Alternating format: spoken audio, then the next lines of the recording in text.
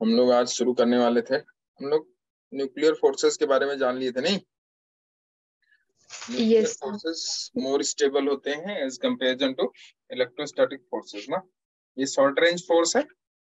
Short range मतलब बहुत छोटे से डिस्टेंस के लिए एप्लीकेबल है, बहुत बड़े से डिस्टेंस के लिए नहीं है। बहुत बड़े से डिस्टेंस में आपका इलेक्ट्रोस्टैटिक फोर्स जो है वो ज्यादा स्ट्रांग हो जाएगा as comparison to nuclear forces. ठीक है। लेकिन अगर शॉर्ट रेंज है, बहुत छोटी सी डिस्टेंस है, बहुत छोटे से डिस्टेंस के लिए अगर हम बात करें, जैसे न्यूक्लियस है। न्यूक्लियस में न्यूक्लियस की साइज कितनी बड़ी होती है अप्रोक्सीमेटली? 10⁻⁻15। 10⁻⁻15 मीटर होती है ना। अब आप एज्यूम करके देखो कि 10⁻⁻15 मीटर, सोचो कितना छोटा होगा। उस छोटे से क्षेत्र में, उस छोटे से एरिया में, या आप कह सकते हो कि उस छोटे से वॉल्यूम में जो न्यूक्लियस है, न्यूक्लियस में जो न्यूक्लियाई है, न्यूक्लियाई कितने न्यूक्लियाई प्रेजेंट रहते हैं उसमें, उस छोटे से एरिया में, उनके बीच जो फोर्सेस है, वो फोर्सेस वो फोर्सेस क्या होते हैं? वो फोर्सेस ज्यादा स्ट्रांग होते हैं, nuclear forces, as compare to electrostatic forces के। जो प्रोटॉन और प्रोटॉन, क्योंकि न्यूक्लियस में क्या चीज होता है? न्यूक्लियस में प्रोटॉन होता है और न्यूट्रॉन होता है। तो प्रोटॉन और न्यूट्रॉन से बन के न्यूक्लियस ही प्रोटॉन और न्यूट्रॉन से न्यूक्लियस बनता है। तो न्यूक्लियस जो है, न्यूक्लियस में प्रोटॉन प्रोटॉन के बीच में जो फोर्स ऑफ रिपल्सन है, वो इलेक्ट्रोस्टैटिक फोर्स के कारण है, जो कि एक इफेक्ट रखता है। लेकिन चूंकि न्यूक्लियस में वो सारे प्रेजेंट होने के कारण फिर भी वो जो प्रोटॉन है ना, वो प्रोटॉन रिपेल होके बाहर नहीं जाता न्यूक्लियस से, रहता वो न्यूक्लियस में ही। ठीक है। वो किस लिए रहता है? क्योंकि वहां न्यूक्लियर फोर्स स्ट्रांग हो जाता है। न्यूक्लियर फोर्स तीनों के बीच में लगता है। न्यूक्लियर फोर्स प्रोटॉन न्यूट्रॉन के बीच लगता है, न्यूट्रॉन न्यूट्रॉन के बीच लगता है। ठीक है। प्रोटॉन प्रोटॉन के बीच जो लगता है वो इलेक्ट्रोस्टैटिक फोर्स है। तो न्यूक्लियर फोर्स प्रोटॉन न्यूट्रॉन के बीच होगा और न्यूट्रॉन न्यूट्रॉन के बीच। क्लियर है? ठीक है। न्यूक्लियर फोर्स हमारा किस पे डिपेंड नहीं करता है? क्या न्यूक्लियर फोर्स चार्ज पे डिपेंड करता है? No nuclear sir. Force charge पे डिपेंड नहीं करता है। न्यूक्लियर नहीं फोर्स करता। चार्ज पे इंडिपेंडेंट होता है, चार्ज पे इंडिपेंडेंट। क्लियर है? अब हम बात यस करते सर। हैं न्यूक्लियर इनस्टेबिलिटी की। Nuclear instability. कोई न्यूक्लियस कोई न्यूक्लियस क्यों इनस्टेबल होता है? अगर न्यूक्लियस में एक चीज याद रखना, अगर न्यूक्लियस में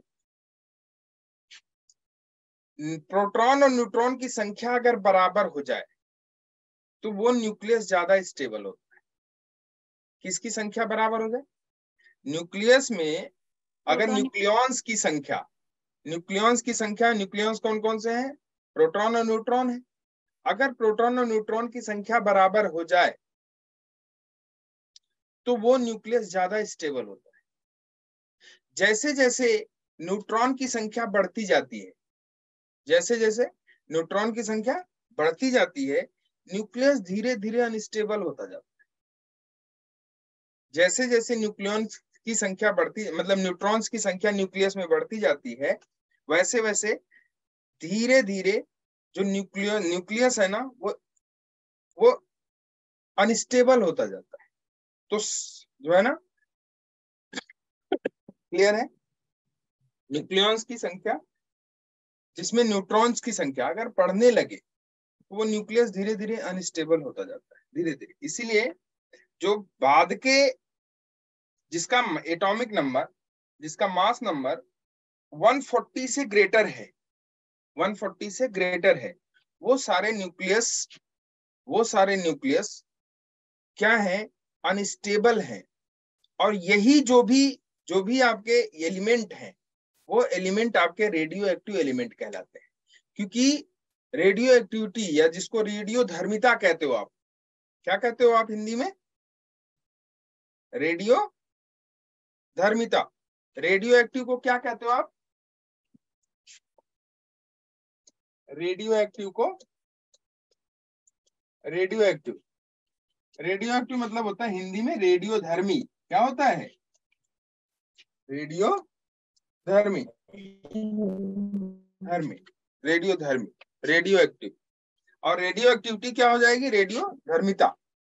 ठीक है, वो एलिमेंट जो इसके इस गुण को या इस चीज को रखता है, रेडियो एक्टिविटी, रेडियो एक्टिविटी। ठीक है, उस एलिमेंट। तो रेडियो एक्टिविटी बेसिकली है क्या?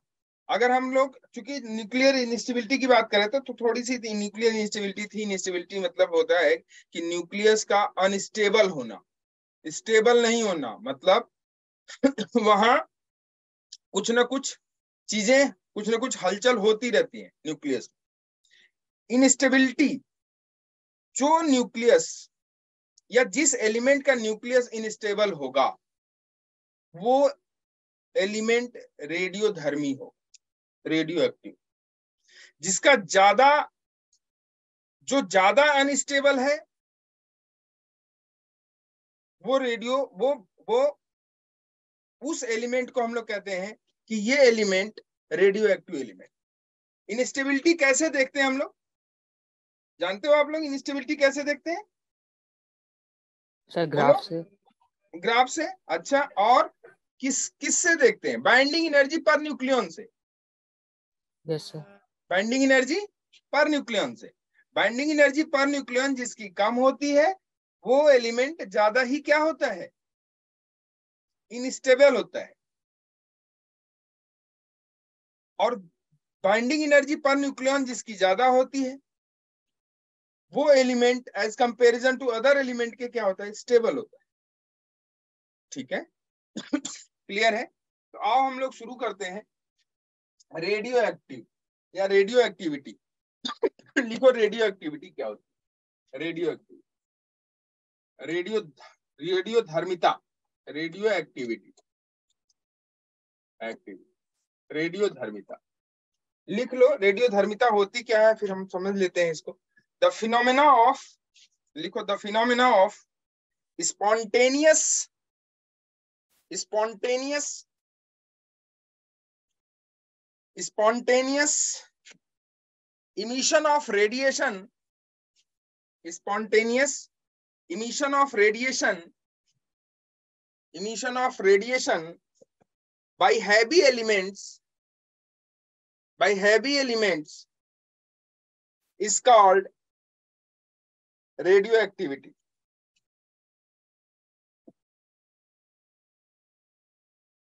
is called radioactivity. Spontaneous मतलब, what is the meaning of spontaneous? What is the meaning of spontaneous?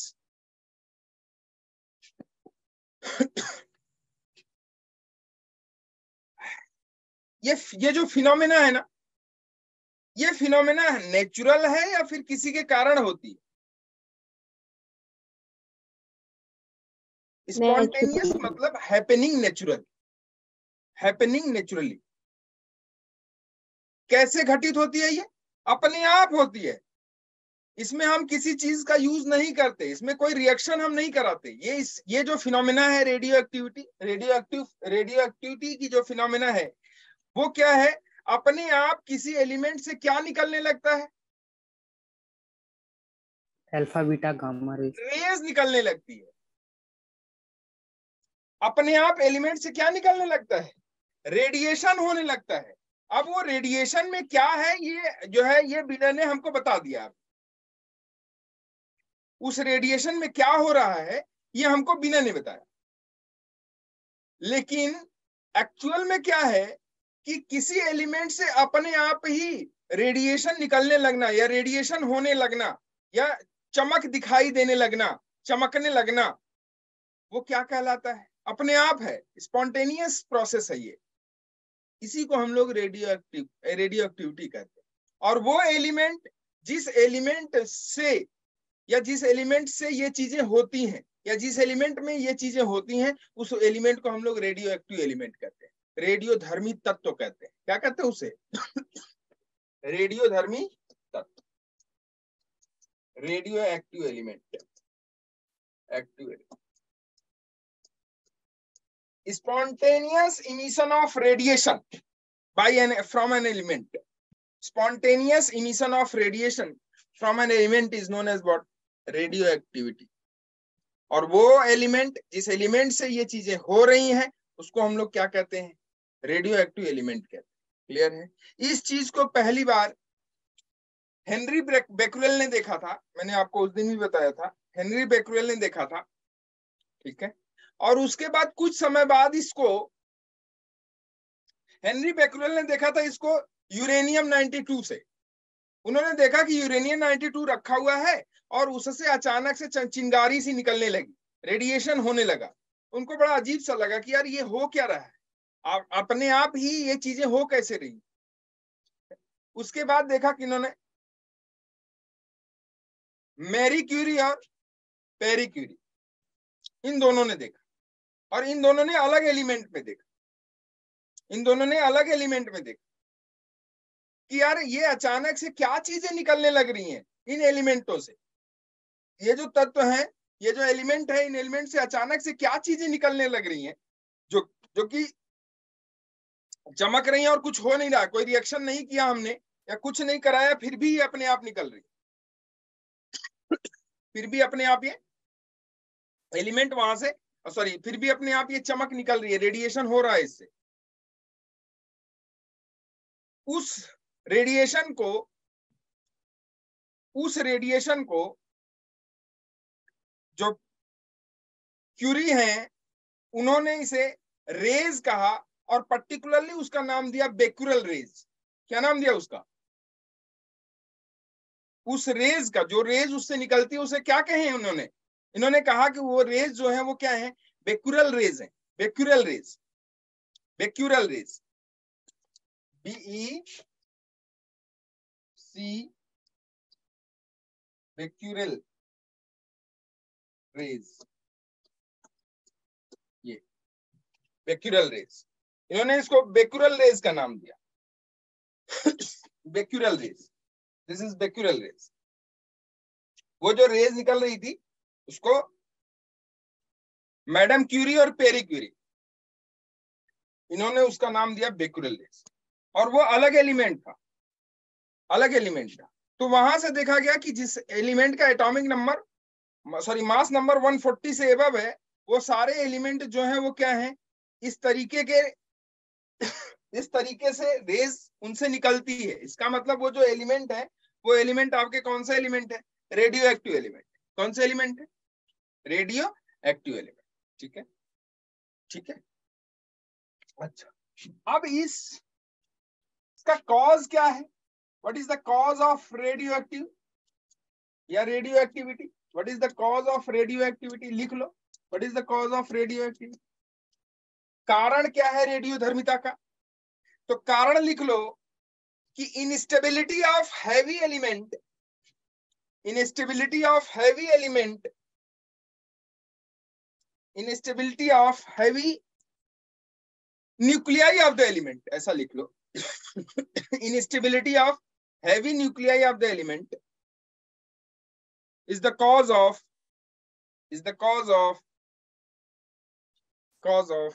radioactivity. Instability of heavy nuclei of the element is the cause of the radioactivity. Element जिसका mass number 140 से above है, वो सारे element क्या हैं? Radioactive element. वो सारे element क्या हैं? Radioactive element. ठीक है, ठीक है। Cause of radio activity is what? Heavy nuclei of an element. किसी एलिमेंट का उसका हैवी न्यूक्लियाई होना ही उसका कारण है रेडियो एक्टिविटी। ठीक है। अच्छा, अब इस रेडियो एक्टिविटी में जो रेज निकल रही हैं, उस रेज का नेचर कैसा है? उस रेज का नाम क्या दिया गया? उस रेज का नाम दिया गया बेक्यूरल रेज। क्या नाम दिया गया? बेक्यूरल रेज। जैसा मैंने आपको बताया अभी, मैडम क्यूरी और पेरी क्यूरी ने बताया था इसको। उस रेज को हम लोग एक पर्टिकुलर नाम देते हैं, किसके नाम पे पड़ेगा? क्योंकि हेनरी बेक्यूरल ने इसको पहले देखा था, इसलिए हम लोग उसके नाम पे इसका नाम रख देते हैं बेक्यूरल रेज, और उन्होंने इसको बेक्यूरल रेज कहा। उसका कॉज हमने बता दिया कि what is the cause of radio activity, कि इसका कारण क्या है। इसका कारण सिर्फ और सिर्फ एक ही है कि हैवी न्यूक्लियाई का होना, किसी एलिमेंट का, किसी एलिमेंट की हैवी न्यूक्लियाई की इनस्टेबिलिटी का होना। अगर हैवी न्यूक्लियाई है उसका मतलब मास नंबर उसका अगर ज्यादा है, मास नंबर ज्यादा होने की वजह से, मास नंबर कहां से ज्यादा, 140 या 140 से एबव, अगर किसी एलिमेंट का मास नंबर है तो वो एक रेडियो एक्टिव एलिमेंट है। अब आ जाओ थोड़ी, तो सॉरी, तो इसके बाद जो रेडियो एक्टिव एलिमेंट से जो वेक्यूरल रेज निकल रही थी, उस वेक्यूरल रेज का नेचर क्या है, what is the nature of Becquerel rays, उसका नेचर क्या है। तो नेचर ऑफ वेक्यूरल रेज था, नेचर ऑफ वेक्यूरल रेज, इसको किसने पता किया nature of Becquerel rays. Becquerel rays का जो नेचर है इसको पता किया रदरफोर्ड एंड हिज टीम्स ने, Rutherford and his team, Rutherford और उनकी टीम ने इसको खोजा कि what is the nature of Becquerel rays. उन्होंने कैसे खोजा, देखो उन्होंने किया क्या, ये ग्लास का कप समझ लो एक तरीके से, ऐसा बनाया, ऐसा। वो इसलिए बनाया ताकि ये ग्लास का कप है, वो इसलिए बनाया है, बाउल आप समझ लो, बाउल है ग्लास का, वो इसलिए बनाया जिससे कि उनको पता चले कि ये जो चीज निकल रही है, चमक रही है, वो चमक रही है कि नहीं रही है, ऐसा देखा। तो देखो यहां वो रेडियम रेडियम रेडियम एलिमेंट रख दिया, ठीक है, कौन सा एलिमेंट, रेडियम। और उस एलिमेंट को रेडियम एलिमेंट को, ये रेडियम है, रेडियम है, इस एलिमेंट को बच्चे इस ग्लास बाउल में, आप एक तरीके से कह लो इसको ग्लास बाउल में इस रेडियम एलिमेंट को रखा, और इस रेडियम एलिमेंट के ऊपर इन्होंने, आप इधर समझो, एक उन्होंने फील्ड बिछा दी, पॉजिटिव फील्ड और निगेटिव फील्ड, दो फील्ड, इधर की फील्ड पॉजिटिव, इधर नेगेटिव, मतलब एक इलेक्ट्रिक फील्ड पास कराया इसके ऊपर से। इलेक्ट्रिक फील्ड पास कराना समझ रहे हो ना, इलेक्ट्रिक फील्ड पास कराना या इलेक्ट्रिक फील्ड फ्लो कराना समझ रहे हो। इसका मतलब है कि उसके दो पोल होंगे, एक पॉजिटिव टर्मिनल और दूसरा निगेटिव टर्मिनल, वहीं तो इलेक्ट्रिक फील्ड फ्लो होती है, या और कोई रास्ता है। No sir. ठीक है ना, कहां से निकलती है इलेक्ट्रिक फील्ड, पॉजिटिव से, कहां जाती है, निगेटिव में। इलेक्ट्रिक फील्ड लाइंस पढ़ा है ना आप लोगों ने, yes sir. What is the property of electric field lines, सबसे बड़ी प्रॉपर्टी यही है, पहली प्रॉपर्टी ही यही है, it originates from positive charge and ends towards negative charge. Positive से निकल के कहां जाती है ये, नेगेटिव चार्ज, नेगेटिव, पॉजिटिव से निकल के नेगेटिव। तो यहाँ एक ऐसा सिस्टम किया जिससे कि ये इलेक्ट्रिक फील्ड फ्लो हो, तो एक तरफ पॉजिटिव चार्ज, दूसरी तरफ नेगेटिव चार्ज, मतलब इलेक्ट्रिक फील्ड लाइंस बना दी उन्होंने। क्या बना दिया, इलेक्ट्रिक फील्ड लाइंस बन गई कि नहीं, इलेक्ट्रिक फील्ड लाइंस यहाँ पे, यस। ठीक है बच्चे। अब क्या हुआ कि इस रेडियम, जो रेडियम तत्व है, इस रेडियम तत्व से जब रेडिएशन शुरू हुआ, रेडिएशन जब होना शुरू हुआ, तो इस रेडिएशन में देखा गया कि कुछ पार्टिकल, कुछ रेडिएशंस के जो पार्टिकल है यार, कुछ रेज हैं, आप ऐसा कहो, रेज कहो उसे, वेक्यूरल रेज चूंकि नाम दिया गया है उसका, तो कुछ रेज उसकी जानते हो बच्चे, कुछ रेज ऐसे जा रही थी, वो डिफ्लेक्ट हो रही थी, डिफ्लेक्ट हो रही थी, कुछ रेज इधर की तरफ डिफ्लेक्ट हो रही थी, ऐसे ऐसे, और कुछ रेज ना सीधी जा रही थी, ऐसे। क्लियर है, कुछ किधर डिफ्लेक्ट हो रही थी, पॉजिटिव चार्ज की तरफ, कुछ किधर डिफ्लेक्ट हो रही थी, निगेटिव चार्ज की तरफ, कुछ किधर डिफ्लेक्ट हो रही थी, सीधे सीधे, कुछ डिफ्लेक्ट ही नहीं हो रही थी, कुछ पॉजिटिव की तरफ जा रही थी, कुछ निगेटिव की तरफ, और कुछ सीधे सीधे निकल जा रही थी, मतलब डिफ्लेक्ट ही नहीं हो रही थी। तो कहने का मतलब ये है, अब आप थोड़ा समझ सकते हो इस चीज को, कि जो पॉजिटिव की तरफ डिफ्लेक्ट हो रही है रेज या जो निगेटिव की तरफ डिफ्लेक्ट हो रही है उसका नेचर कैसा है? पॉजिटिव। उस रेज का नेचर कैसा होगा? उस रेज का नेचर क्या पॉजिटिव होगा? नहीं आई बात समझ? Yes sir. भाई जो पॉजिटिव होगा वही तो निगेटिव की तरफ अट्रैक्ट करेगा। Yes sir. तो ये नेचर, इसका नेचर कैसा दिखा जो निगेटिव की तरफ डिफ्लेक्ट हो रही थी? उसका नेचर इन्होंने कहा कि यार ये तो ऑब्वियस है कि पॉजिटिव होगा, क्योंकि ये किधर की तरफ डिफ्लेक्ट हो रही है? निगेटिव की तरफ, और कुछ पॉजिटिव की तरफ डिफ्लेक्ट हो रही थी। इसका मतलब इसका नेचर कैसा है? कैसा नेचर इसका? इसका मतलब इसका नेचर निगेटिव है। इस जो ये जो रेज है, इस रेज का जो भी है ये क्या है? ये निगेटिव नेचर की है। और ये वाली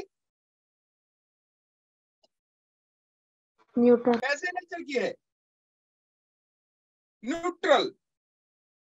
मतलब ये डिफ्लेक्ट ही नहीं हो रही है, किधर की तरफ भी ये अट्रैक्ट ही नहीं हो रही है। इसका मतलब अगर ये सीधी सीधी गई, इसका मतलब ये न्यूट्रल नेचर की है। ये न्यूट्रल नेचर की है। मतलब क्या इस पे कोई चार्ज है? No sir. इस रेज का कोई चार्ज नहीं है। तो इस जो ये पॉजिटिव नेचर की रेज है, इसको इन्होंने नाम दिया, या इसको इन्होंने कहा क्या? Alpha rays. क्या कहा इन्होंने? Alpha rays. अल्फा रेज क्या कहा उन्होंने? Alpha rays. और इसको क्या कहा, क्या नाम दिया? बीटा रेज, जो भी ने बताए अभी। और ये गामा। कौन सी रेज? गामा। Gamma rays. तो alpha rays, beta rays, gamma rays. Alpha rays, beta rays और गामा रेज। ठीक है, ये पॉजिटिवली चार्ज है, ये निगेटिव चार्ज है, और ये have no charge, gamma rays. ठीक, अल्फा रेज, बीटा रेज और गामा। तो नेचर समझ में आया रेज का? अल्फा रेज कैसे नेचर की? पॉजिटिव। बीटा रेज कैसे नेचर की? नेगेटिव। नेगेटिव। और गामा रेज कैसे नेचर की? न्यूट्रल। क्लियर है? ये बात समझ में आई कि नहीं आप लोगों के? Yes sir. क्लियर है? अब देखो, ये जो इसे ये जो पॉजिटिव नेचर की रेज है अल्फा रेज, और ये जो निगेटिव नेचर की है वो बीटा, और ये जो न्यूट्रल नेचर की है वो गामा, वो गामा। अब इसमें एक चीज मैं बताऊं आपको कि ये तीनों रेज एक साथ नहीं निकलती। ये तीनों रेज एक साथ नहीं निकलती, इस बात को नोट कर लेना। क्या किसी रेडियो एक्टिव एलिमेंट से ये जो रेज है, ये तीनों रेज या अल्फा बीटा गामा रेज क्या तीनों एक साथ निकलती हैं या क्रमशः निकलती? सर क्रमशः। क्रमशः, एक साथ नहीं, रिस्पेक्टिवली है ये। ठीक है, ये एक साथ नहीं निकलती, ये क्रमशः निकलती। क्लियर है? क्यों निकलती है? यहां से क्यों निकलती हैं? ताकि ये जो है इसका जो न्यूक्लियस है वो क्या हो जाए? स्टेबल। स्टेबल। हाँ, इसका न्यूक्लियस स्टेबल हो जाए, स्टेबल हो। ठीक है, ठीक है, इस बात को लिख लो। अब लिख लो कि यहाँ अल्फा रेज, बीटा रेज और गामा रेज निकलती हैं। ठीक है, ये तीनों रेज एक साथ नहीं निकलती, ये क्रमशः निकलती। कैसे निकलती हैं ये क्रमशः, ठीक है। Alpha rays, beta rays, gamma rays का नेचर आप लिख लो, कैसा इनका नेचर है, ठीक है।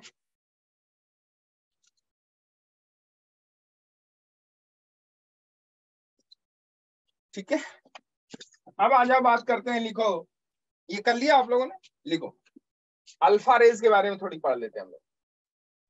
सर क्रमशः निकलती है तो पहली कौन सी निकलती है? हैं? इससे पहले कौन सी निकलती है? दूसरी पहले कौन वाली सी से निकलती है? Yes sir. देखो एक्चुअली क्या है कि पहले दूसरे से मतलब नहीं है, मतलब है कि कौन सी रेज निकलने पे ये स्टेबल हो जाए, ठीक। कौन सी रेज निकलने पे ये क्या हो जाएगा, एलिमेंट स्टेबल हो जाएगा। अगर किसी एलिमेंट से तीनों निकलती हैं, किसी एलिमेंट से अगर तीनों निकलती हैं, alpha rays, beta rays, gamma rays, तीनों अगर निकलती हैं, तो उसमें ये कोई जरूरी नहीं है कि अल्फा रेज पहले निकले या बीटा रेज पहले निकले, लेकिन निकलेंगी ये अलग अलग, ठीक है। Yes sir. हाँ, निकलेंगी ये अलग अलग। अब आ जाओ थोड़ा अल्फा रेज के बारे में पढ़ते हैं। अल्फा रेज हीलियम 2He4, जानते हो इसको, एलिमेंट को? Yes sir. ये हीलियम एलिमेंट है, helium element alpha rays 2He4, जिसमें इसके पास कितने प्रोटॉन? 2 proton, 2 proton. कितने प्रोटॉन? 2 प्रोटॉन। 2 कितने न्यूट्रॉन? 2 2 न्यूट्रॉन। 2 कितने इलेक्ट्रॉन? 2 2 इलेक्ट्रॉन। 2 क्लियर है? अल्फा रेज, अल्फा रेज लिख लो, अल्फा रेज में थोड़ा,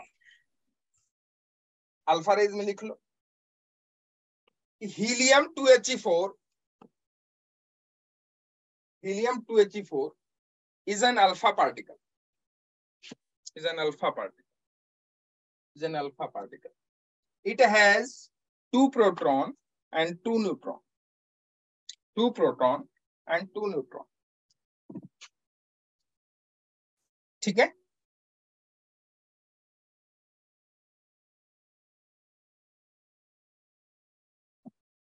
टू प्रोटॉन एंड 2 न्यूट्रॉन, ठीक है। जिस एलिमेंट से ये निकलते हैं अल्फा पार्टिकल, बीटा पार्टिकल, जैसे मान लो किसी एलिमेंट से एक अल्फा पार्टिकल निकला, जैसे मान लो एक एलिमेंट है, ध्यान से समझना इस चीज को, जैसे मान लो एक एलिमेंट है एक्स, एक एलिमेंट एक्स, इस एलिमेंट एक्स का एटॉमिक नंबर है जेड और मास नंबर है ए। इस एलिमेंट से एक अल्फा पार्टिकल निकला, क्या निकला? एक अल्फा। अब इस एलिमेंट से अगर एक अल्फा पार्टिकल निकलेगा बच्चे, इसका मतलब वो कौन सा एलिमेंट निकलेगा? हीलियम। कौन सा एलिमेंट निकलेगा? हीलियम। अच्छा, अब इससे अगर एक हीलियम एलिमेंट निकला तो एक नया एलिमेंट बनेगा कि नहीं? मान लो वो नया एलिमेंट वाई है, क्या है वो? वाई। उसका एटॉमिक नंबर क्या हो जाएगा भाई? Z-2। और उसका मास नंबर क्या हो जाएगा? A-4। क्लियर है?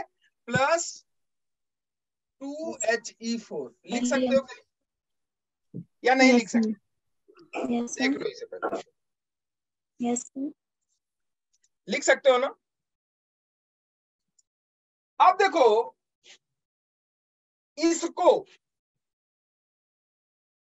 ध्यान से समझना, जिस एलिमेंट से ये हीलियम पार्टिकल या अल्फा पार्टिकल निकला है, हीलियम एलिमेंट या अल्फा पार्टिकल निकला है,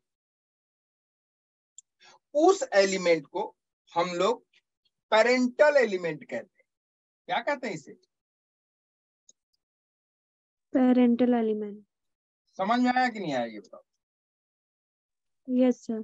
कौन सा एलिमेंट कहेंगे इसे? Parental element. पेरेंटल एलिमेंट, ठीक। या इसे पेरेंट एलिमेंट भी कह लो, या पेरेंट न्यूक्लियस, इसके न्यूक्लियस से ही तो निकले हैं, तो इसको हम लोग पेरेंट न्यूक्लियस भी कहते हैं। न्यूक्लियस, इसके न्यूक्लियस को पेरेंट न्यूक्लियस भी कहते हैं। न्यूक्लियस, इसके न्यूक्लियस को पेरेंट न्यूक्लियस भी कहते हैं। पेरेंट न्यूक्लियस, इसके न्यूक्लियस पेरेंट न्यूक्लियस भी कहते हैं। ये पेरेंटल एलिमेंट है और उसके न्यूक्लियस को क्या कहते हैं हम लोग? Parent nucleus. ये जो एलिमेंट है ये, इसको क्या कहेंगे? जो नया एलिमेंट बना उसको डॉटर एलिमेंट कहते हैं, और उसके न्यूक्लियस को डॉटर न्यूक्लियस कहते हैं। तो इसके न्यूक्लियस को क्या कहेंगे? Daughter nucleus. और यहां से क्या निकला? एक अल्फा पार्टिकल। क्या निकला? क्या निकला यहां से? Alpha particle. ये चीज लिख लो। इसके न्यूक्लियस को किसके न्यूक्लियस को? जो एलिमेंट है, जिस एलिमेंट से एक अल्फा पार्टिकल निकला, उस एलिमेंट के न्यूक्लियस को हम लोग पेरेंट न्यूक्लियस कहते हैं, और जो एलिमेंट नया बना उसको हम लोग डॉटर न्यूक्लियस कहते हैं। और जो पार्टिकल निकला, जैसे अल्फा निकला तो अल्फा पार्टिकल, बीटा निकला तो बीटा पार्टिकल, ऐसे। ठीक है, ये बात समझ में आई कि नहीं? ये बताओ पहले। ये हो गया पेरेंट न्यूक्लियस, ये हो गया आपका डाटा न्यूक्लियस, और ये हो गया अल्फा पार्टिकल।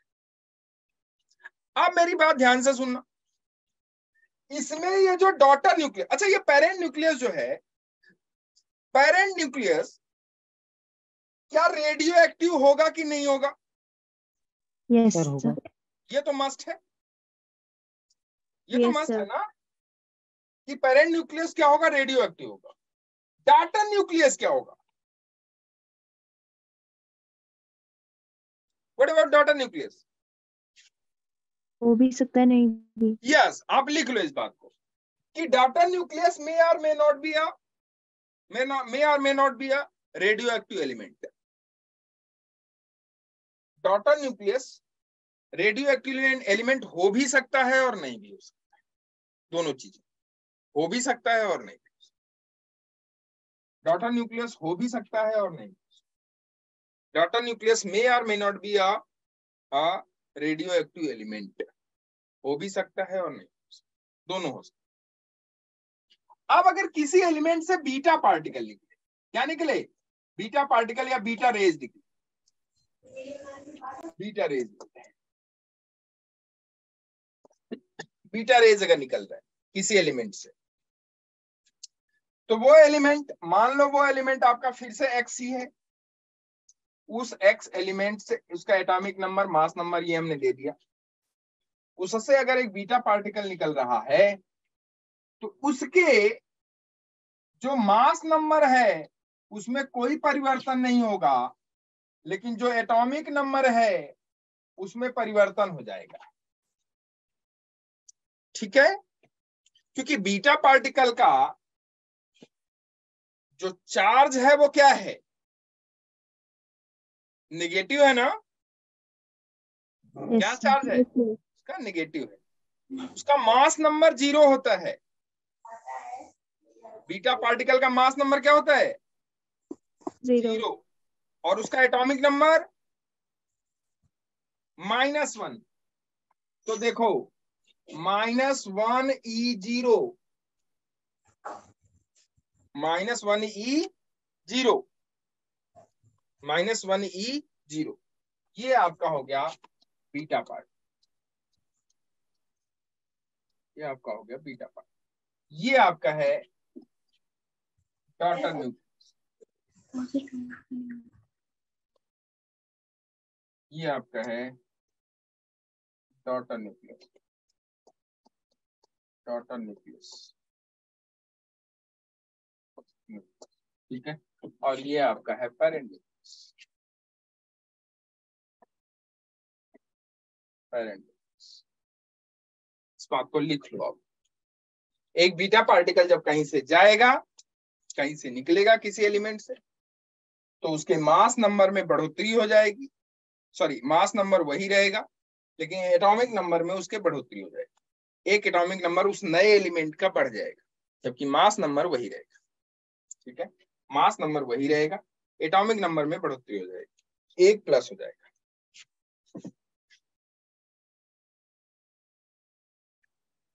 ठीक है, क्लियर है? लिख लो इस बात, लिखो। ठीक, गामा रेज की बात करते हैं। गामा रेज लिखो, गामा रेज, गामा रेज इसको डिनोट करते हैं ऐसे ना। ठीक है, तो एलिमेंट है, उस एलिमेंट से अगर गामा रेज निकलती है, गामा रेज अगर निकलती है तो उस एलिमेंट के मास नंबर में और उसके एटॉमिक नंबर में कोई परिवर्तन नहीं होता है। मास नंबर में और एटॉमिक नंबर में कोई परिवर्तन नहीं होता। ठीक है, ये गामा है। ये जो हो गया, ये आपका ये है, इसको कहते हैं एक्साइटेड न्यूक्लियस। अगर न्यूक्लियस एक्साइटेड होगा, एक्साइटेड न्यूक्लियस, इसका न्यूक्लियस एक्साइटेड होगा और ये ग्राउंड न्यूक्लियस पे होगा, ग्राउंड, इसका न्यूक्लियस ग्राउंड होगा, ग्राउंड न्यूक्लियस। और यहां से क्या निकला आपका, एक गामा पार्टिकल। किसी का न्यूक्लियस अगर एक्साइटेड है, वो क्या निकाल देगा, वो किसका रेडिएशन करेगा, एक गामा पार्टिकल का रेडिएशन करेगा। गामा पार्टिकल का रेडिएशन करके वो कहां पहुंच जाएगा, अपने ग्राउंड स्टेट। न्यूक्लियस उसका वही रहेगा, क्योंकि गामा पार्टिकल जब निकलता है तो गामा पार्टिकल का नेचर कैसा होता है, नेचर उसका मास नंबर, सॉरी उसका नेचर कैसा होता है, उसका नेचर न्यूट्रल होता है। न्यूट्रल का मतलब ना उस पर पॉजिटिव चार्ज होता है, ना उस पर नेगेटिव चार्ज होता है। तो जैसे ही यहां से किसी एलिमेंट से गामा पार्टिकल निकलेगा, मतलब वो एलिमेंट जिससे गामा पार्टिकल निकला है वो एलिमेंट आपका एक्साइटेड न्यूक्लियस पे होगा, या उसका न्यूक्लियस एक्साइटेड होगा। और वो न्यूक्लियस, वो जो एलिमेंट है वो कहाँ पहुंचना चाहता है, अपने ग्राउंड न्यूक्लियस पे पहुंचना चाहता है। ग्राउंड न्यूक्लियस पे जब पहुंचेगा वो तभी पहुंचेगा जब क्या निकालेगा, वो गामा पार्टिकल। ठीक है, इससे पहले वाले जो भी दोनों थे वो आपके पेरेंट न्यूक्लियस और डॉटर न्यूक्लियस। ठीक है, इसमें जो न्यूक्लियस होगा वो एक्साइटेड होगा और कहाँ पहुंचेगा, वो ग्राउंड स्टेट। कहाँ पहुंचेगा, ग्राउंड स्टेट। ठीक है, बोलो भाई, कहाँ पहुंचेगा, ग्राउंड स्टेट पे।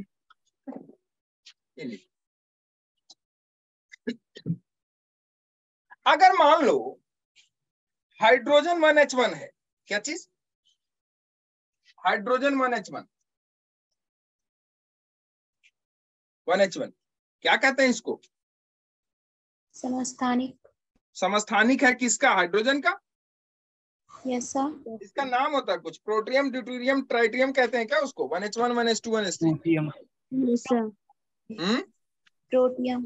प्रोटियम कहते हैं ना इसको। Yes sir. हाँ बोलो। अच्छा, मैंने प्रोटियम कहा, आपने कहा यस। हाँ ठीक है, अगर इस हाइड्रोजन से जिसका एटॉमिक नंबर 1 है, जिसका मास नंबर 1 है, इससे हम बीटा पार्टिकल एक निकालें, क्या निकालें, बीटा पार्टिकल निकालते हैं, क्या बचेगा, 2H1 है 2H1 2H1 2H1 कौन सा एलिमेंट, 2He1 सर, 2He1 ऐसा कोई एलिमेंट बताओ 2He1 क्या हीलियम का समस्थानिक है, नो सर। किसी इनर्ट गैस का समस्थानिक है क्या? हाइड्रोजन का ही तो है। हाइड्रोजन का सर मैंने इससे एक बीटा पार्टिकल निकाला, ध्यान से समझना। क्या निकाल दिया हमने? Beta particle. चलो भाई बीटा पार्टिकल निकाल दिया, बीटा पार्टिकल। अच्छा आपने देखा होगा इसकी बाइंडिंग एनर्जी बहुत कम है 1H1 की, देखा है क्या आपने? जब हमने बाइंडिंग एनर्जी पर न्यूक्लियाई पढ़ाया था, किसके साथ? एटॉमिक नंबर के साथ जब हमने ग्राफ बनाया था उसका, तो क्या 1H1 सबसे नीचे था? Yes sir. था ना? था कि नहीं था? था। Yes sir. अब मुझे ये बताओ, इसका जो न्यूक्लियस होगा स्टेबल होगा कि अनस्टेबल? अनस्टेबल। इनस्टेबल। क्यों इनस्टेबल होगा? क्योंकि इसका बाइंडिंग एनर्जी पर न्यूक्लियन बहुत ही कम है। क्योंकि इनस्टेबिलिटी कौन डिसाइड करता है? Binding energy per nucleon. अब इसकी बाइंडिंग एनर्जी पर न्यूक्लियन बहुत कम है। अगर बाइंडिंग एनर्जी पर न्यूक्लियन बहुत कम है, इसका मतलब यहां डीके हो सकता है कि नहीं हो सकता है? इनस्टेबल है तो डीके होगा कि नहीं होगा? क्षय होगा कि नहीं होगा? Yes what is sir. The meaning of DK?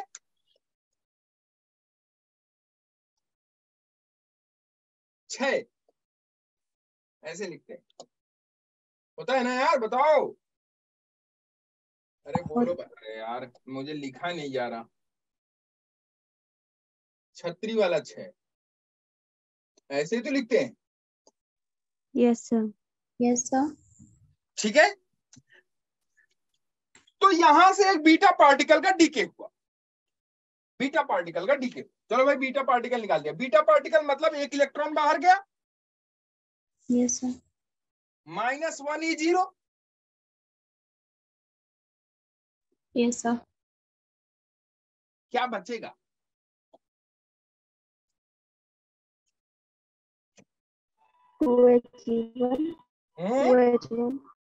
ऐसा एलिमेंट बताना जो कि एग्जिस्ट करे। 2H1 कौन सा एलिमेंट? कोई एलिमेंट आपने देखा है जिसका एटॉमिक नंबर मास नंबर से बड़ा हो जाए? आज मुझे बताना, बोलो भाई।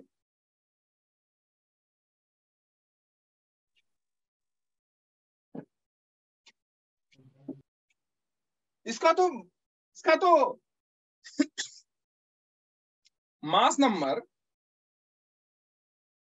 अगर हम बीटा पार्टिकल यहां से निकालते हैं, यहां से एक बीटा पार्टिकल निकालते हैं अगर, या बीटा का डीके होता है, तो पॉसिबल है कि नहीं डीके? ये बताओ पहले। पहले तुम लोग ये तो बताओ, सर क्या बनेगा नया एलिमेंट? कोई नया एलिमेंट 2X1 बना, पॉसिबल है? नहीं तो इससे बीटा डीके नहीं होगा। नहीं होगा, इस बात को नोट कर लो। यस। इससे बीटा डीके नहीं होगा। आप और हम झूठ मूठ का दिमाग लगा रहे हैं इस पे, क्या नहीं होगा इससे? Beta decay. अच्छा ये बताओ, अगर हम इससे एक प्रोटॉन निकाल लें बाहर, क्या निकाल लें? प्रोटॉन। चलो बाहर निकालते हैं एक प्रोटॉन। इससे एक प्रोटॉन बाहर निकाला, बाहर प्रोटॉन बाहर, प्रोटॉन बाहर निकाला मतलब एक एक चार्ज बाहर निकल गया, हाँ। 1E0, 1E0। क्या बचा? +1E0 बाहर गया। यहां पे यहां पे यहां पे मास, इसका एटॉमिक नंबर कितना है? 1। यहां कितना हो गया? 1। इसका मतलब कोई एक नया एलिमेंट होगा जिसका एटॉमिक नंबर कितना होगा? 1। 0।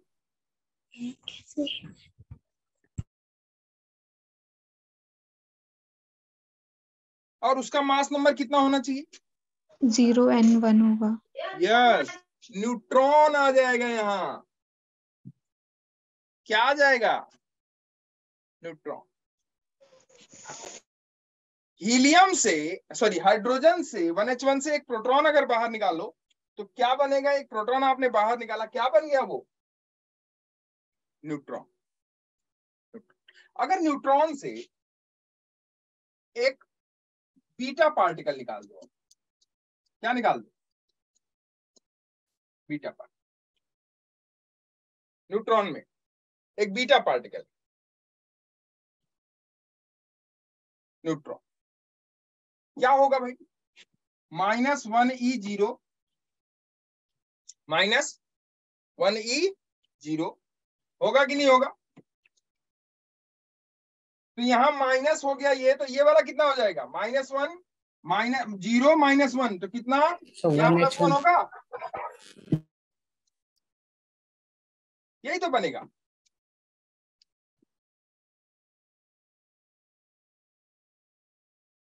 क्लियर है? अब यहां लिखना इस बात को, एक चीज लिखना है आप, ये आपका क्या है? एक प्रोटॉन है। एक प्रोटॉन एक न्यूट्रॉन में कन्वर्ट हो सकता है और एक न्यूट्रॉन एक प्रोटॉन में कन्वर्ट हो सकता है।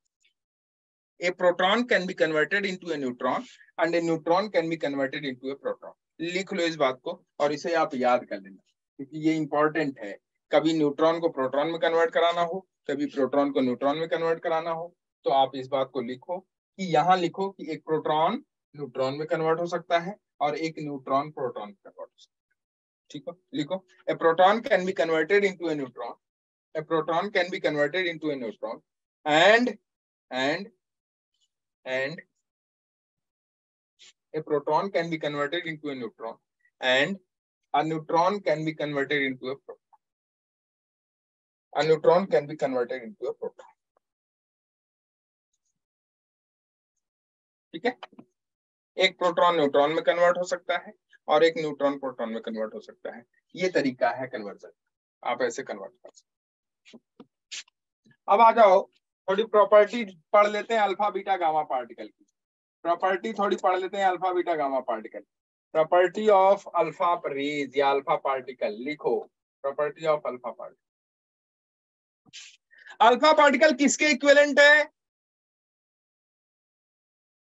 किसके समकक्ष है या किसके समान है? किसके समकक्ष है? हाँ बोलो भाई। हीलियम के। तो लिखो it is an equivalent to, alpha particle is an equivalent to helium nucleus. Helium nucleus alpha particle.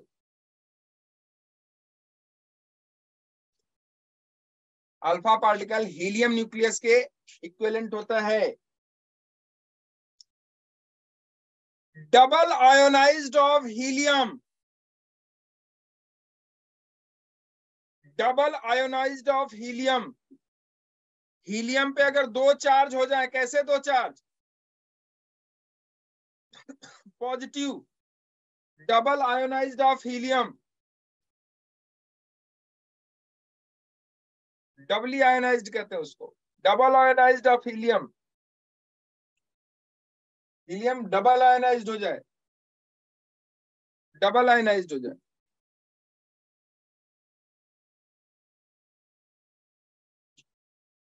Double ionized of helium, double ionized of helium.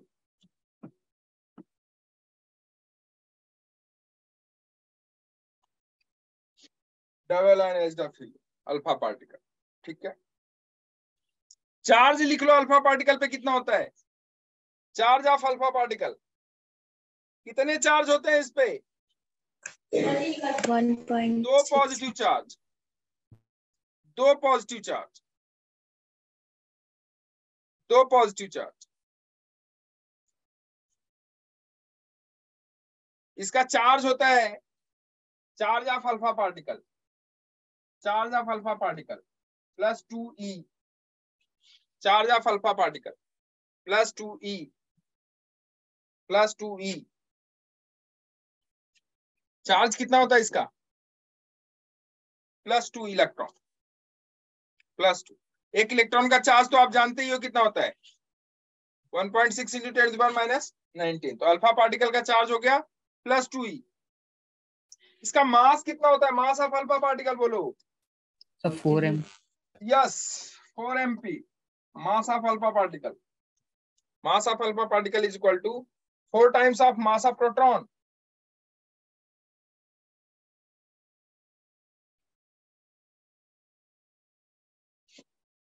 ठीक है। क्या अल्फा पार्टिकल इलेक्ट्रिक फील्ड में डिफ्लेक्ट होता है? Yes क्या sir. Alpha particle electric field में deflect होता है? Yes sir. बिल्कुल होता है, लिख लो, it deflected in electric field. किधर की तरफ जाता है ये? क्या इलेक्ट्रिक फील्ड के साथ जाएगा या इलेक्ट्रिक फील्ड के अपोजिट डायरेक्शन में? इलेक्ट्रिक फील्ड के साथ जाएगा। गुड, लिख लो, अल्फा पार्टिकल इलेक्ट्रिक फील्ड की तरफ, इलेक्ट्रिक फील्ड की डायरेक्शन में जाता है। It moves towards the direction of electric field. It moves towards the direction of electric field. It moves towards the direction of electric field. क्या यह magnetic field में deflect होता है? क्या यह मैग्नेटिक फील्ड में डिफ्लेक्ट होता है?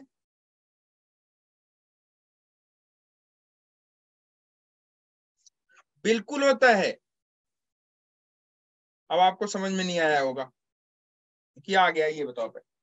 इलेक्ट्रिक फील्ड में डिफ्लेक्ट होता है कि नहीं होता है? होता है। मैग्नेटिक फील्ड में क्या यह डिफ्लेक्ट होता है कि नहीं होता है? It also deflected in magnetic field. How? कैसे? कैसे ये मैग्नेटिक फील्ड में डिफ्लेक्ट होता है? आप लोग अभी मैग्नेटिक फील्ड पढ़े हो, पढ़ लिए ना? Yes sir. मैग्नेटिक फोर्स भी पढ़ लिया। Yes sir. फील्ड कौन बनाता है वो भी पढ़ लिया। यस यस और सर। कौन एक्सपीरियंस करता है वो भी पढ़ लिया। कौन बनाता है फील्ड? फील्ड कौन बनाता है? मैग्नेटिक फील्ड बता सकते हो आप लोग?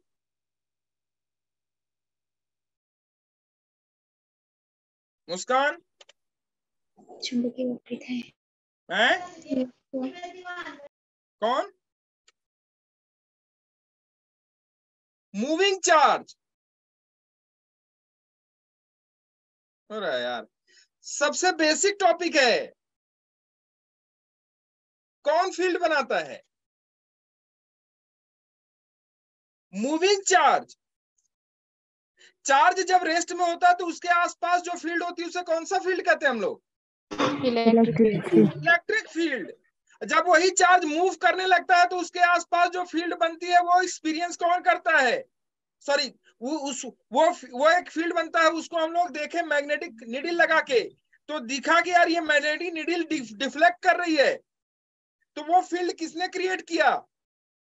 मूविंग चार्ज ने। उस फील्ड को क्या नाम दिया गया?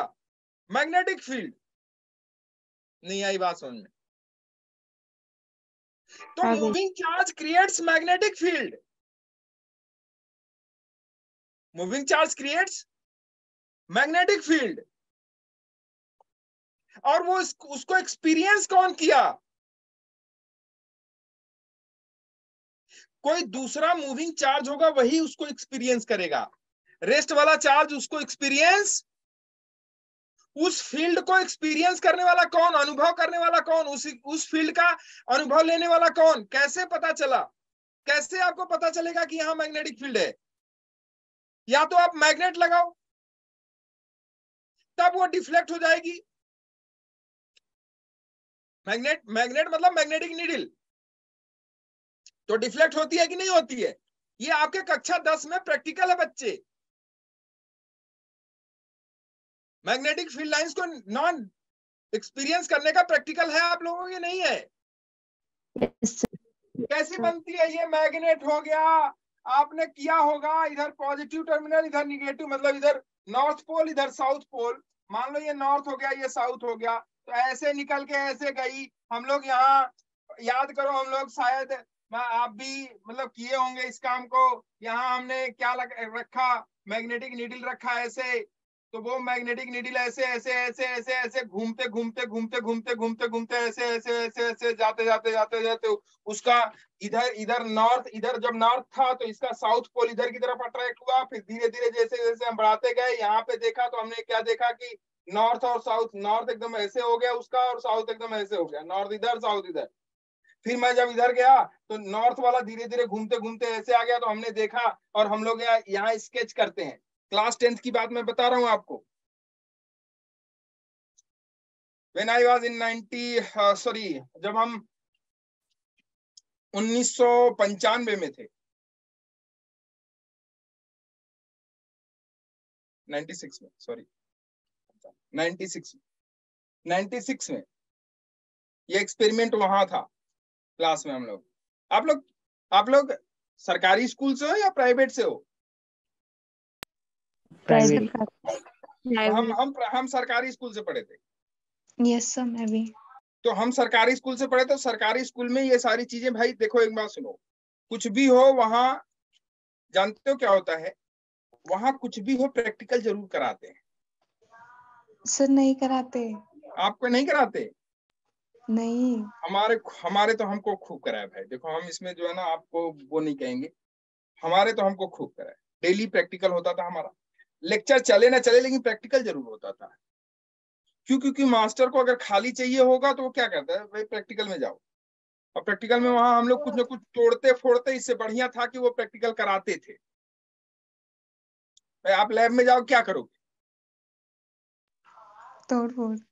वहां प्राइवेट वाला हिसाब किताब थोड़ी ना है कि तोड़ के तुरंत फाइन है वो फलाने में ना। वहां तो एकदम आराम से बीकर तोड़ो, इधर रख दो धीरे से। कोई फाइन वाइन नहीं, ये तो टूट कुछ गया। पता भी नहीं चलता। हाँ, बीकर तोड़ो इधर रख दो, कुछ पता नहीं। प्राइवेट में तो नहीं, अब फाइन आपको देना पड़ेगा इसका। Yes sir. क्योंकि उनको हर चीज में पैसा चाहिए।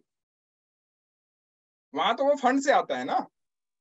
सर तो वहाँ सरकारी संभालो। देखो, सरकारी स्कूल अगर आपको मिल जाए ना तो उससे बढ़िया कुछ नहीं है, क्योंकि वहां कराते हैं चीजों को। यहाँ नहीं डरते हैं ना, वहाँ डरते नहीं है, वहाँ कराते हैं, मंगाते हैं चीजों को, उसके लिए फंड बनता है, उसके लिए पैसा आता है, सरकार की तरफ से मिलता है उनको।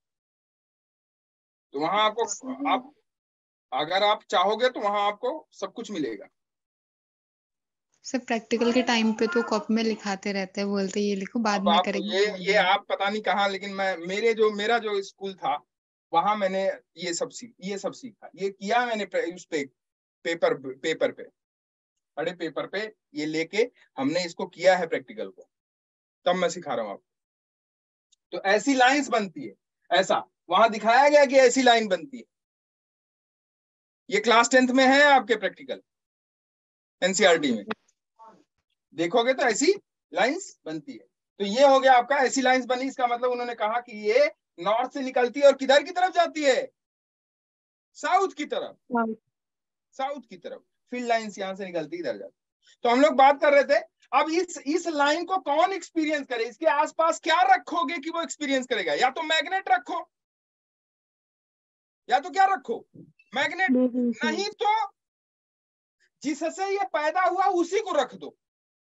किससे ये बनती है फील्ड लाइंस, बताओ? मूविंग चार्ज से।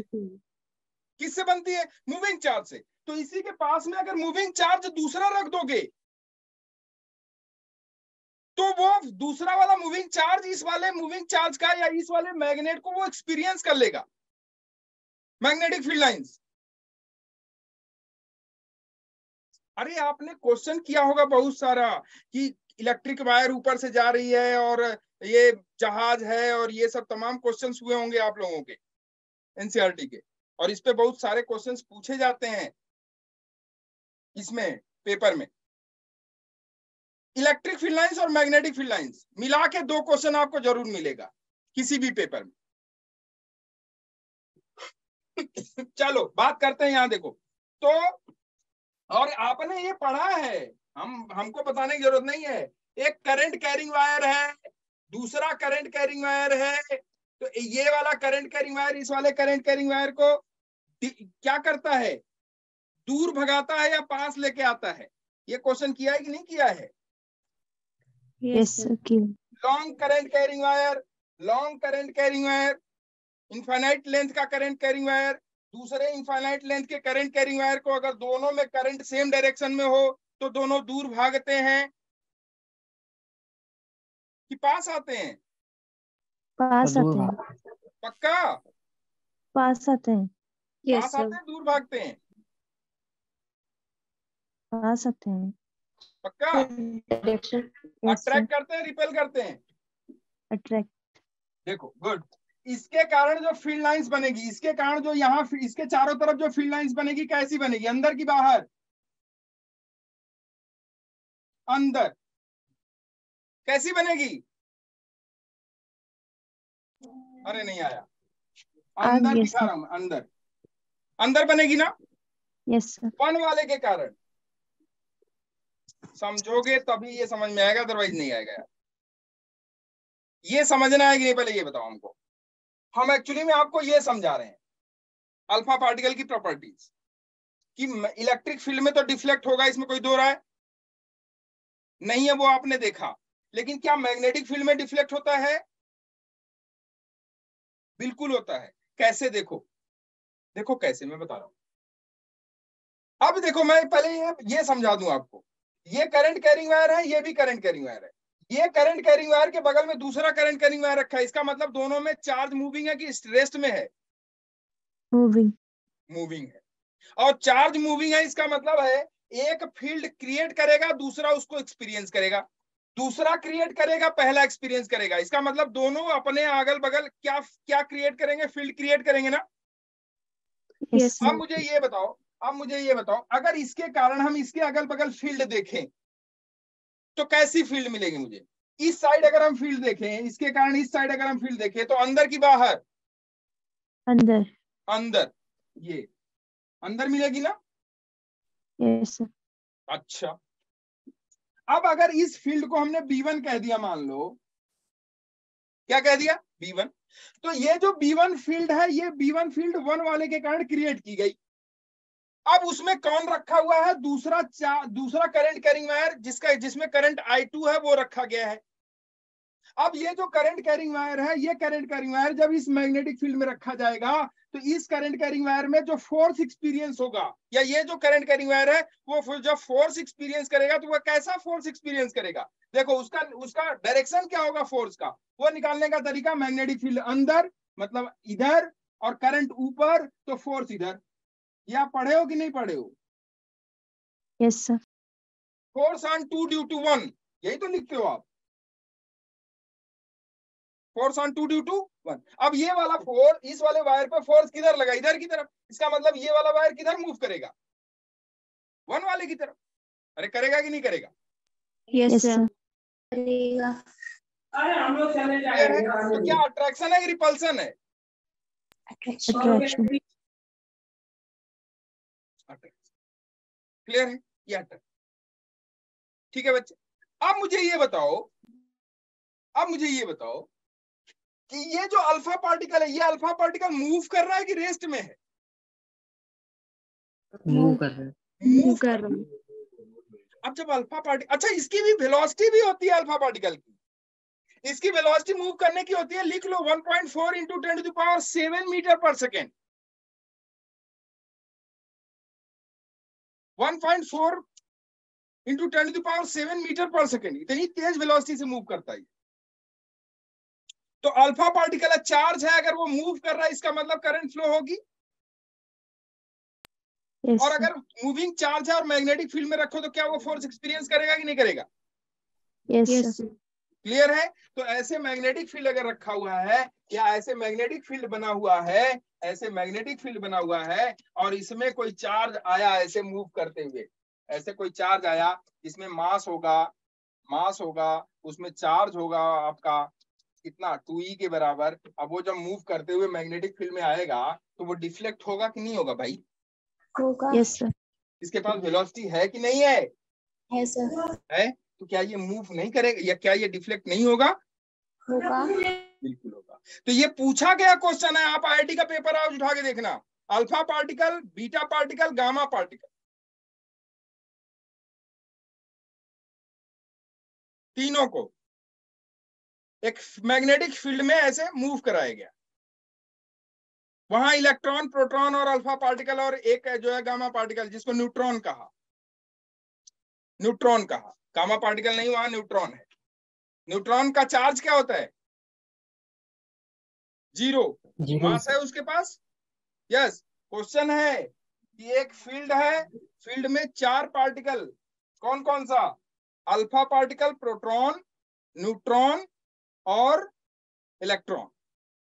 ऐसे फील्ड बनाई गई, शायद क्वेश्चन कराया होगा सर ने आपको। ऐसे एक पार्टिकल ऐसे गया, एक पार्टिकल ऐसे गया, उसका रेडियस कुछ बड़ा था, एक पार्टिकल ऐसे गया, उसका रेडियस कुछ छोटा था, एक पार्टिकल ऐसे निकल गया। तो बताइए इन 4 पार्टिकल में ये ए है, ये बी है, ये सी है और ये डी है। तो बताइए इस ए बी सी डी में कौन अल्फा है, कौन बीटा है, कौन न्यूट्रॉन है, सॉरी कौन अल्फा है, कौन प्रोटॉन है, कौन न्यूट्रॉन है और कौन इलेक्ट्रॉन। ये पूछा गया क्वेश्चन आपसे, पेपर उठा के देखना 10 साल। एबीसीडी में पूछा गया कौन सा अल्फा है, कौन सा प्रोटॉन है, कौन सा न्यूट्रॉन है, कौन सा इलेक्ट्रॉन है। ठीक है,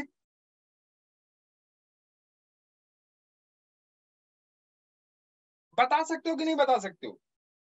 यस सर। बी वाला न्यूट्रॉन होगा। बी वाला न्यूट्रॉन होगा, ये तो फिक्स हो गया क्योंकि इस पे कोई चार्ज नहीं है। नहीं है। डी और वाला इधर अल्फा। सी और डी वाला, डी वाला अल्फा। डी वाला अल्फा, सी वाला बीटा बीटा बीटा। क्यों? डी वाला अल्फा क्यों और सी वाला बीटा, सी वाला प्रोटॉन क्यों? सी प्रोटॉन है कि नहीं ये बताओ पहले। इलेक्ट्रॉन। या सी इलेक्ट्रॉन, प्रोटॉन, सी इलेक्ट्रॉन है या ए इलेक्ट्रॉन है? सी। नहीं बच्चे, मुस्कान देख, ए होगा ना। ये देखो देख, हाँ ए होगा। देखो एक्चुअली क्या है कि जो निगेटिव वाला होगा भाई, देखो प्रोटॉन और अल्फा पार्टिकल दोनों का नेचर, चार्ज तो पॉजिटिव है ना दोनों पे। Yes sir. Yes sir. ठीक, तो इसका मतलब ये दोनों तो एक ही तरफ भागेंगे। Yes sir. Yes sir. ठीक, और जो इलेक्ट्रॉन होगा उसके अपोजिट भागेगा। तो ये तो इलेक्ट्रॉन हो गया, ये फिक्स हो गया। और ये क्या हो गया आपका? न्यूट्रॉन, ये भी फिक्स हो गया। अब बचा कौन? सी और डी। सी और डी में कौन प्रोटॉन और कौन अल्फा पार्टिकल, ये कैसे डिसाइड होगा? सर डी अल्फा होगा। कैसे, हाउ? सर क्योंकि उसका चार्ज ज्यादा है, उस पर ज्यादा फोर्स लगेगा, इसलिए ज्यादा डिफ्लेक्ट होगा। चार्ज ज्यादा इसलिए ज्यादा फोर्स लगेगा, और ज्यादा फोर्स लगेगा तो क्या हो जाएगा? मास भी तो है उस पे, तो डिफ्लेक्ट हो जाएगा ना जल्दी। बोलो QVB is equal to mv square by R, जानते हो क्या? भाई जब कोई charge particle, moving charge particle किसी मैग्नेटिक फील्ड में इंटर करता है तो वो मूविंग चार्ज पार्टिकल क्या करता है? क्या वो सीधे निकल जाता है या डिफ्लेक्ट होते हुए जाता है? क्या वो कर्व पाथ बनाता है, सर्कुलर पाथ बनाता है? और सर्कुलर पाथ बनाता है, इसका मतलब उस पर एक सेंट्रीपिटल फोर्स लगेगा। वो सेंट्रीपिटल फोर्स QVB के बराबर होता है कि नहीं होता, ये बताओ। Yes sir. और वो अगर कोई पार्टिकल सर्कुलर पाथ में मूव कर रहा है, इसका मतलब है कि उसका रेडियल एक रेडियल एक्सेलेरेशन होगा कि नहीं उसके पास। Yes sir. तो ये जो नेट फोर्स है, क्या वो net force mv square by R के बराबर होगा? Yes sir. ठीक, वेलोसिटी को खा गया। तो जो रेडियस है वो किस पे डिपेंड करेगा? mv अपॉन QB पे। किसका मास बढ़ा? अल्फा का। किसका चार्ज बढ़ा? अल्फा का। सब कुछ। मास इसका 4 टाइम्स होता है, चार्ज इसका 2 टाइम्स होता है प्रोटॉन के। तो अगर अल्टीमेटली देखो तो radius of alpha particle is equal to 2 times of radius of proton, होगा कि नहीं होगा? देख लो करके। Yes sir. किसका रेडियस बड़ा होगा? अल्फा। अल्फा का। तो सी वाला अल्फा की बीटा, सॉरी अल्फा की proton, alpha. Alpha. Yes sir. और डी बात समझ में आई कि नहीं आई बताओ? Yes sir.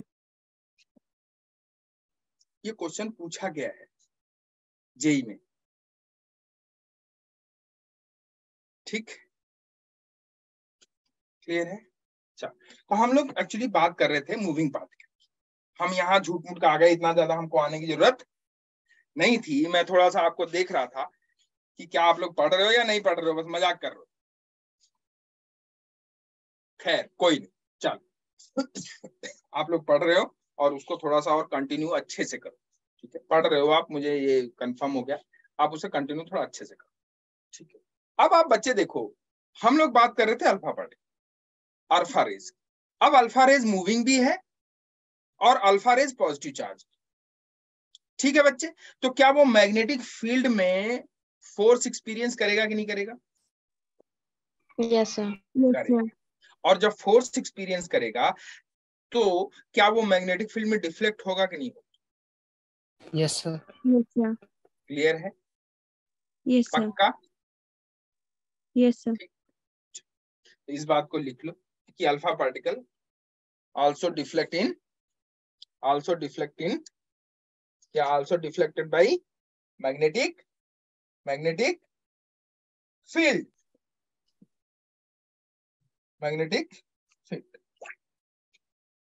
ठीक है बच्चे? क्लियर है? आगे चले। तो अल्फा पार्टिकल के बारे में हम 3-4 प्रॉपर्टी आपको पता है कि अल्फा पार्टिकल का मास कितना है, अल्फा पार्टिकल का चार्ज कितना है, अल्फा पार्टिकल डब्ल्यू आयनाइज्ड होता है। कौन डब्ल्यू आयनाइज्ड होता है? हीलियम डब्ल्यू आयनाइज्ड मतलब अल्फा पार्टिकल। क्यों? क्योंकि उस पे कितने चार्ज होते हैं? 2, ठीक है? और डबल आयनाइज्ड मतलब 2 चार्ज, 2H, ये +2, हीलियम +2 अगर लिख दोगे इसका मतलब ये क्या हो गया? What is the meaning of helium +2? Yes, this is alpha particle actually, alpha particle, this is what? Alpha particle. ठीक, ओके। और इसका चार्ज आपने बता दिया, मास हमने बता दिया, इसकी वेलोसिटी हमने बता दिया। ये मूव करता है और मूव कर रहा है तो इसका मतलब इसके पास वेलोसिटी है। तो ये इलेक्ट्रिक फील्ड में भी डिफ्लेक्ट होता है और मैग्नेटिक फील्ड में भी डिफ्लेक्ट होता है, ठीक? चले आगे। बीटा पार्टिकल लिखो फटाफट, beta particle.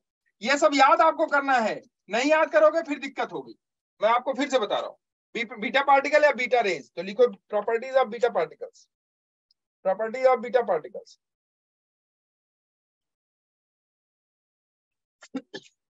Properties of beta particle. Beta particle का चार्ज है या नहीं है? लिखो, a beta particle is comparable to a fast moving electron, is comparable to a fast moving electron, fast moving electron.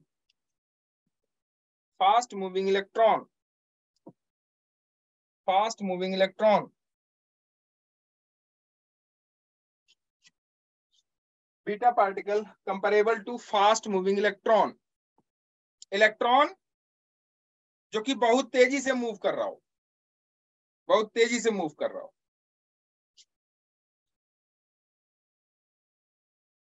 उसी को क्या समझ लेंगे हम लोग? ये क्या है? एक बीटा पार्टिकल। उसका चार्ज होगा, बिल्कुल होगा। कितना होगा? -E। कितना? -E। Yes, charge of beta particle is -E, ठीक है? आगे लिख, इसका मास, बीटा पार्टिकल का मास ऑफ इलेक्ट्रॉन, इसका मास इलेक्ट्रॉन के मास के बराबर, मास ऑफ इलेक्ट्रॉन। इसकी वेलोसिटी है approximately velocity of light, that is 3 into 10 to the power 8 metre पर सेकेंड। इसमें वेलोसिटी भी होती है, approximately velocity of light, that is 3 into 10 to the power 8 metre पर सेकेंड। क्या इलेक्ट्रिक फील्ड में डिफ्लेक्ट करेगा? Yes, Yes, sir. क्या मैग्नेटिक फील्ड में डिफ्लेक्ट करेगा? Yes, sir. They deflected in magnetic field as well as electric. They are deflected in magnetic field as well as electric. They deflected in magnetic field as well as electric. ठीक है? Gamma rays लिखो. Properties of gamma rays. Properties of gamma rays. लिखो. Gamma rays की property.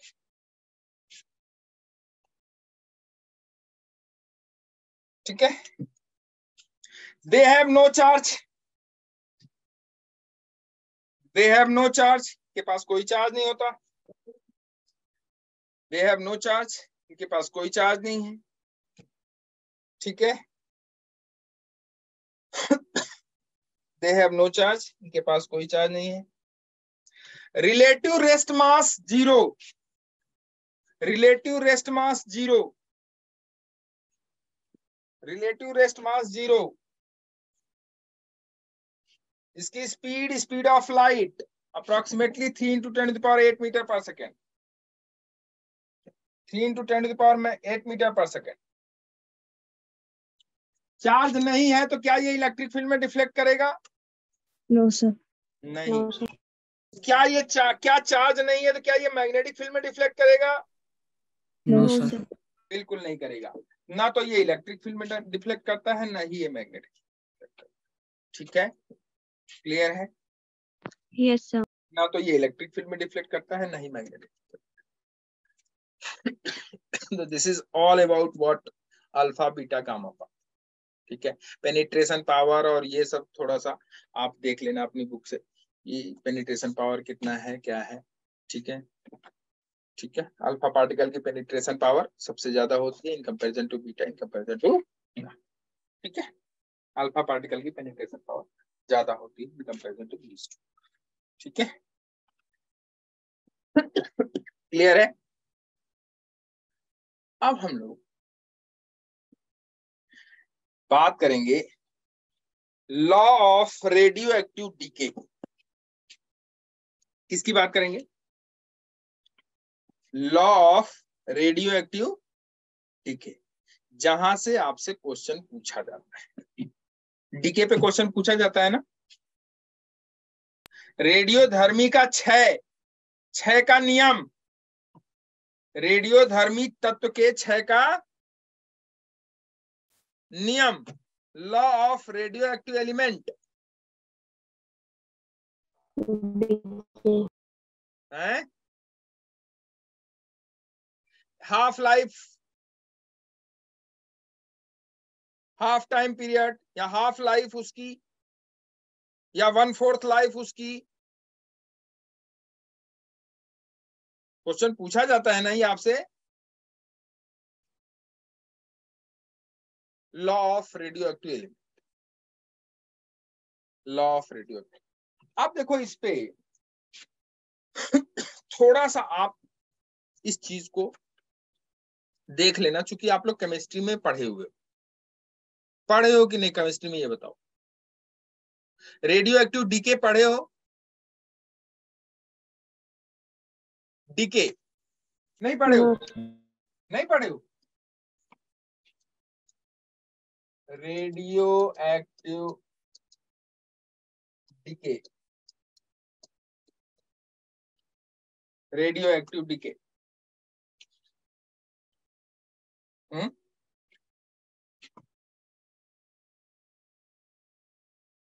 रेडियोधर्मी का क्षय,